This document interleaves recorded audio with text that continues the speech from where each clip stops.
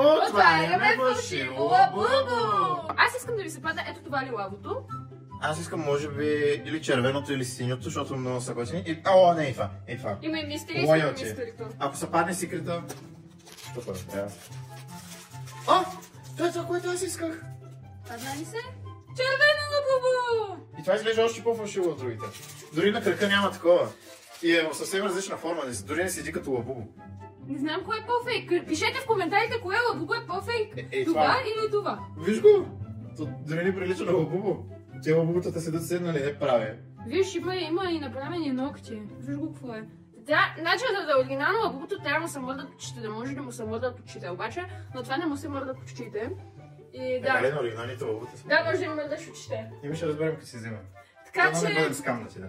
Да, това е най-фейк лабубото, което сме отваряли. До момента. Ако съберем 50 лайка, ще се опитаме да намерим още по-фейк лабубо.